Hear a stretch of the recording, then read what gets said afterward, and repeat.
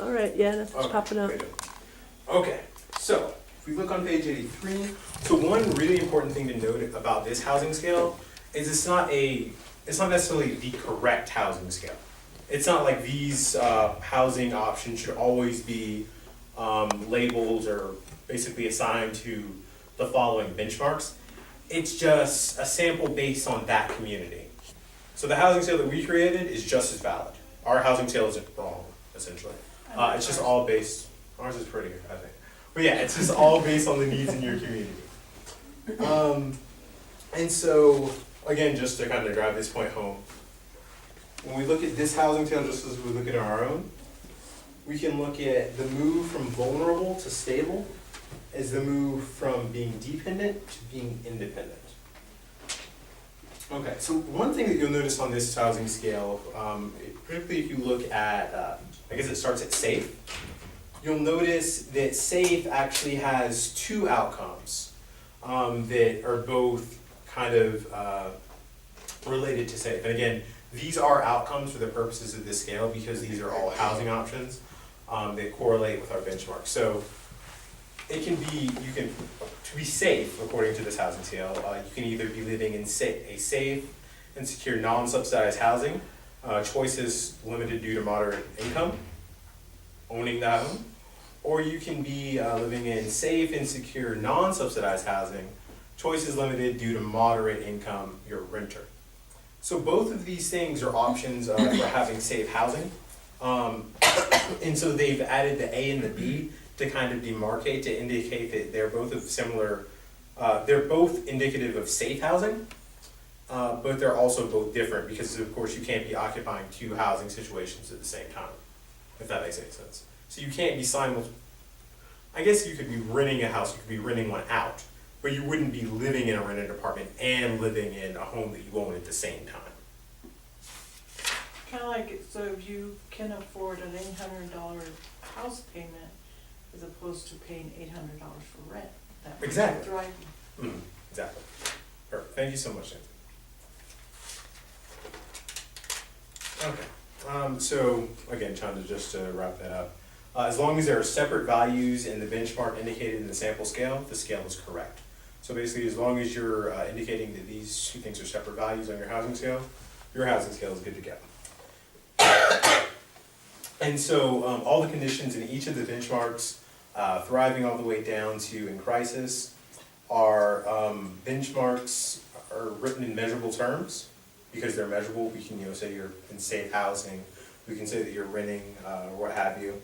And so we consider those outcomes even though they might not be the final outcome.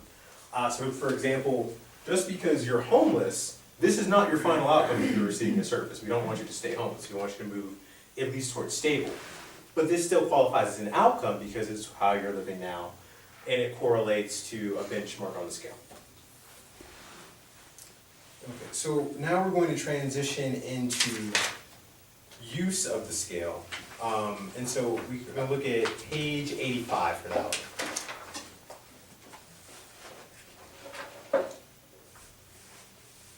one. Okay, so the first thing to notice about page 85 is that it essentially on your left column there is going to be interview questions. And that's one of the really important things that you do when constructing a housing scale or any scale, is you talk to the client in order to get the best initial assessment, that benchmark assessment, sorry, not benchmark, your baseline assessment. So you confer with your client in order to get that. That's really super duper important because if you don't have a benchmark for where the client is, then it makes it difficult to show that you've moved the client at all. Because how do you know that, you're saying this client was in crisis, how do you know that they're in crisis if you haven't talked to them, you haven't assessed where they are? You don't. And so if you don't know that they're in crisis, how can you measure that they move towards self-sufficiency or independence? Again, you can't, because you can't measure that incremental change if you don't know where you're starting.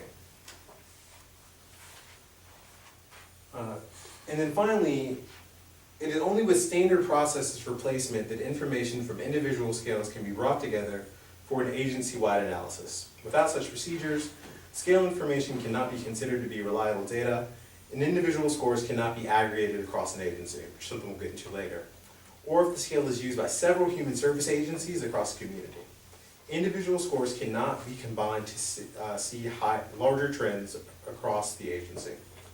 So basically, all that means is that this scale, if, like, let's say we were to apply our scale, and we were to apply it on agency-wide, everyone across the agency in any program, whether it's child's care, whether it's TDS, would have to be using these same benchmarks. We couldn't have, someone in family empowerment say, well, we're just gonna say that if you're renting an apartment, you're thriving. Because then it's not standardized. Yeah. And so then, are we measuring movement at that point? Because if you're thriving by renting an apartment, why are you seeking services in the first place related to housing? Right. So standardization across the agency is really important, especially when you get into aggregating data. Let's see, so if we look on page 86,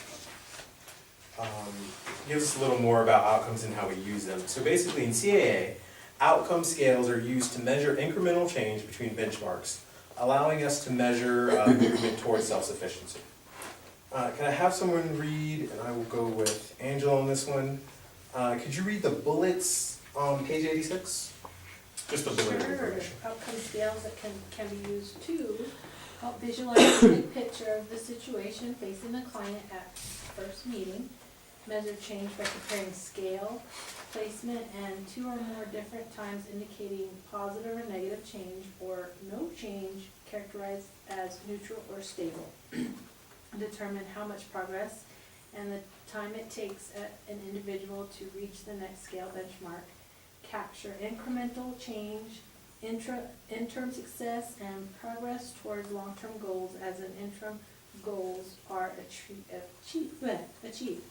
Identify areas where progress has not been made towards achieving long-term goals. Recognize any movement in positive direction on the outcome scale as movement towards self-sufficiency, even if the movement is from in crisis to vulnerable.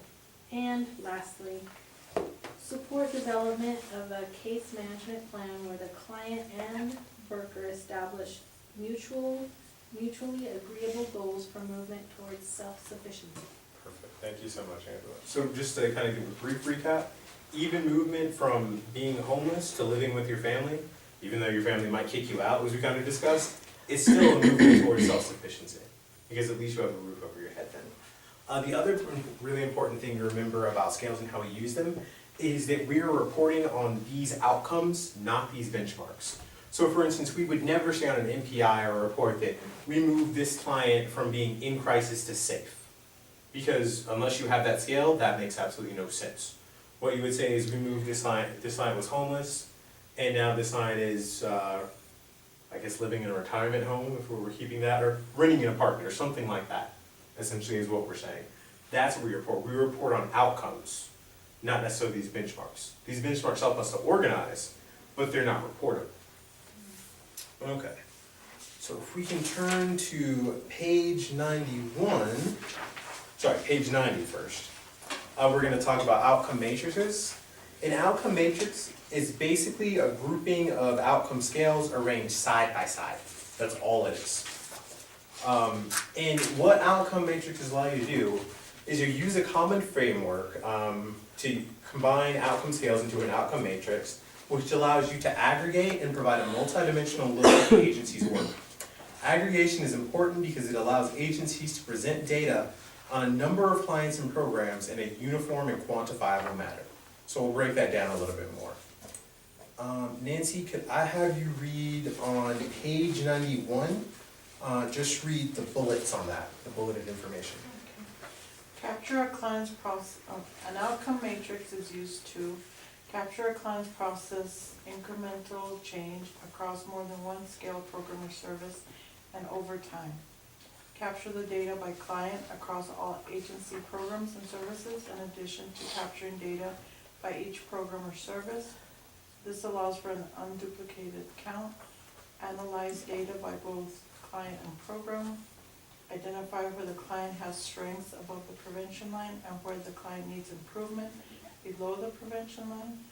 Identify the relationship between different domains of a problem or where outcome scales interrelate, provide the background context for explaining the agency's actions and strategies, create a framework for reporting, adjust agency resource allocation to areas where it will be the most efficient and effective for the problem is, and create a mini needs assessment based on the experience of the client population. Perfect, thank you so much. So basically, all that is when we look at multiple dimensions of a client's life, and we'll do an exercise on a little bit about that, it allows us to see where they are strong, where they possibly don't need intervention, and where they might also need intervention. And that's really important because it keeps us from providing redundant services. Remember that giant example I gave back in Module 4 about Hispanic women with less than 2 children who have GEDs or high school classes? Again, if we're assessing all of their needs that they might have, education for the purposes of what we're doing might not be one of those. So that could lead us to focus on something else. So if we turn to page 93, we have a sample outcome matrix. And so what we're going to do for this sample matrix, and I will say this one can be kind of confusing for folks. So it also includes time element, this outcome matrix. And so all of the time information, like the dates of the assessments or the dates of what's going on, are going to be below the actual information. So for instance, if we look in that first column, income, between 50% and 100% of poverty by family size level, that observation was made on February the 1st. So it's going to be below there instead of on top there. It wasn't made on May 1st, it was made on February 1st. So what we're going to do is break into groups, and really this one is super simple. You're just going to make observations on this particular family's movement across the outcome matrix. So Cesar and Angela, could I have you guys look at income and housing? Just to see movement, the family's movement across the matrix. And then Nancy, Cecilia, and Kim, could I have you guys look at employment and transportation? And again, you're just making observations about what moved, what happened. Super simple.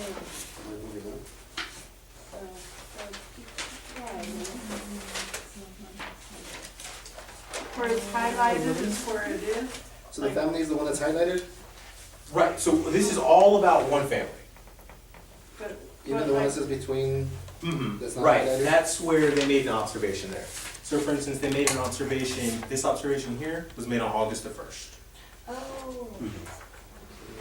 So yeah, in terms of looking for,